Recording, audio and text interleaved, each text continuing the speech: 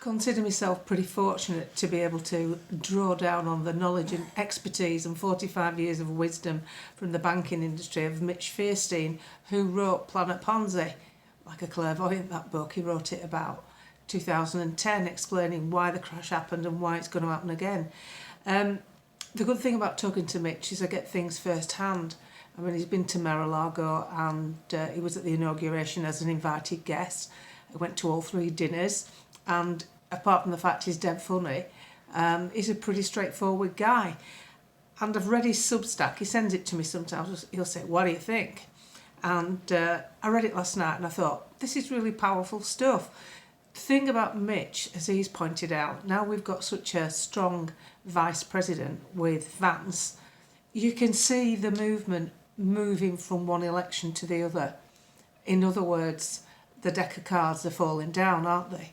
Because you haven't just got an older man in Trump who sees things the way we do. You've got this new young blood, a fit, healthy young fella who can move it along a notch for another 4 years on top of the 4 years he's already in. That has an enormous impact on Great Britain, because you've only got to look at how even what they're trying to pull together from what's breaking apart with the European Union, it's still breaking apart. Starmer's just been snubbed by the German Chancellor, who doesn't want to see boots on the ground in Ukraine. Poland doesn't really want to see it either. So they can't even agree amongst themselves. And this is the breakaway team, let's call it, from the new unfolding ethos from a Trump-style government. And even they can't get on. So Starmer's shown himself up. He may well be meeting Donald Trump next week. But it's not at Donald Trump's behest. Donald Trump's getting on with getting on. And it's quite clear he's been really well organised before he came to office. And this Doge thing that he's put out, he couldn't have anybody better, could he, than Elon Musk, who sees everybody's tweets and private messages. The amount of money that's being spaffed away on absolutely idiotic things like diversity, equity and inclusion in places in Africa where they haven't any food in their bellies, it's just ridiculous. And yet politicians who do have food in their bellies, lots of stuff stuffed into their bank accounts, just talk about superficial problems like everyone's really concerned about this stuff, and they're not. So what I'm going to do, I'm going to read you out today's Substack from Mitch, because unless you subscribe, you can get to it for free. He's put it on his Twitter page. I've put it on my Facebook and Twitter page. But I just think it's uplifting. It shows you straight from the stage from someone who's probably one of the best connected people I know. Here goes. We live in deeply divided worlds where polarisation and tribalism are being used to divide and conquer. Corrupt politicians and their activist media partners have weaponised law enforcement and the judiciary. This has to change. In November 2024, President Trump won his re-election bid by a landslide, providing him with his incoming administration with a clear and broad-based mandate for change. An overwhelming majority demanded an end to the American participation in the Biden administration's policies of the America Last program, which included the failed policies of liberalism as well as the administration's mandate to destroy traditional values, norms, institutions, religious values and historical contexts. In the USA, Elon Musk's Doge has revealed how USAID, USAID, funded numerous entities responsible for the distribution of propaganda globally on social and mainstream media.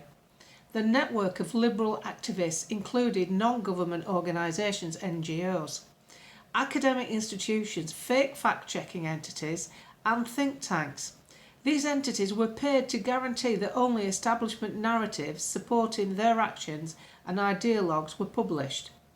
The NGOs were required to ensure that any anti-establishment information was deemed far-right, extremist or misinformation and disappeared from Facebook and other platforms. The mainstream and social media echo chamber mob was dispatched and directed to censor, smear and cancel all of those involved. Then he's put a couple of graphs up. I love this bit.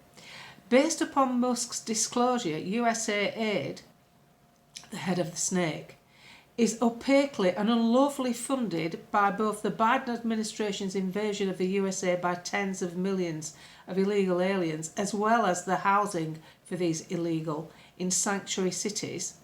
Many countries have emptied their jails into the Biden's version of America.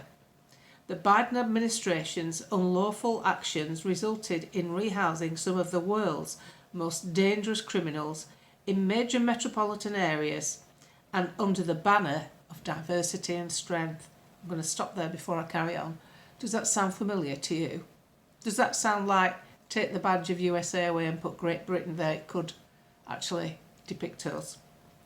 The total reach, depth and global impact of USAID's funding activities remain unclear until investigated. He's got links for this. We know so far is that USAID drove the left policies funding liberalism and the destabilisation of governments worldwide. For example, the Open Society Foundation, linked to George Soros, received around $260 million from USAID. Musk identified this cabal of NGOs which directed their political activists to create and deploy activist journalism, or propaganda as it's known, to the mainstream and social media sources. They aim to sow the seed of discord amongst the population, creating fear and mass public panic over things that should never have been a problem. The unlawful lockdowns were test bubbles to prove that the fear concept, a fearful public is a subservient, obedient and willing public. Fear will always allow a docile public to surrender its freedom for false promises of safety. Bravo, totalitarianism, we almost achieved it. Then he's put a picture of that I found the other day. Keir Starmer, soft lad, tooling up with troops. Come on, come back. I bet someone else had to fasten his hat. Anyway, back to the article. The EU and UK's Orwellian speech police are arresting and jailing citizens for making insulting comments on social media, deeming insults as a crime, calling it hate speech. It's bananas. How the UK Prime Minister Starmer and his Labour Party are willing to jail taxpayers for making insulting remarks online, yet blocking actions to launch inquiries when it came to protecting the children against rape gangs, and now want to send our children to be killed in a war. Keir Starmer's paper tiger threats are a delusional embarrassment to the UK and doesn't have the military resources available to deploy to the Ukraine. And when he goes begging to DC next week, all he's getting at the White House is a handshake, tea and biscuits. When Joe Bedridden's information czar, Nina Janovskovich, was fired, the grifter relocated her $1 million grave to the UK. So he's put links again. What's being covered up or hidden with all of this? Question mark. Brussels has long fantasised about the establishment totalitarian one world government based on Klaus Schwab's World Economic Forum, or should we say Sir Klaus now, from the 2030 agenda. They are so close they can't taste it, but they need to destroy Trump and everyone with conservative values. Schwab warns us that he envisions a world where you will own nothing and be happy.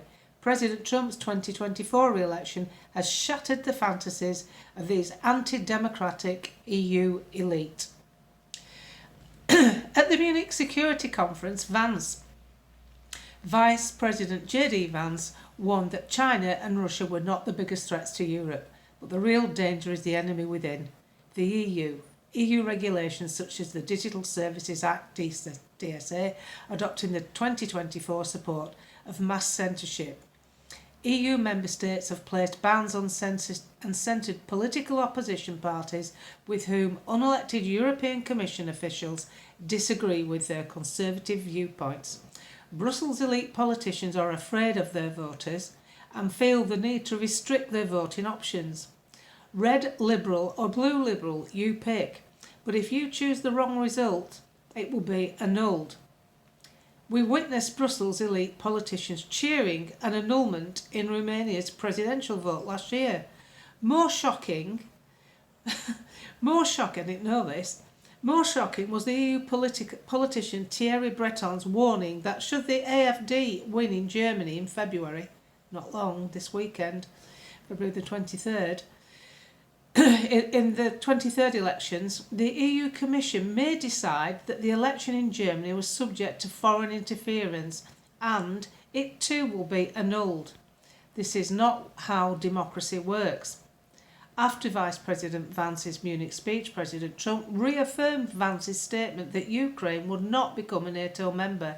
Friedrich Merz, a German politician and CDU Chancellor, who expects to be appointed as Germany's next ruler after February the 23rd elections, arrogantly stated one country cannot cancel the collective decision of Ukraine membership to NATO. Here's the kicker. Germany's CDU Chancellor Merz's statement is untrue, inaccurate. The principal rule governing NATO member states is simply this: all NATO decisions must be unanimous. This applies to policy decisions and operational plans. Every member country has an equal say, regardless of its size, economic power and military strength. So if America doesn't agree, where are they going with this? It goes on and on and on with even more outrageous things that have been going on with the EU. You can get that online. All you need to do is go to put in World in Crisis, Planet Ponzi, Substack, and something should come up. The link should come up if you want to read it in full. I think I've gone droning on long enough. But Mitch inspires me because I know it's coming from a good place. And it's coming from someone with inside knowledge that knows what's going on. He's in touch with these people. They've used him as a banker, for God's sake. He's moved money around for them. He stood as a Brexit Party candidate in the 2017 elections. This guy is completely focused on democracy and freedom. He's knowledgeable. He's savvy. He doesn't need to do this. All he wants to do is really play golf, but he can't let go. He's like me. If there's a fight to be had, you have to join in the fight, don't you? And we can do it by talking to each other.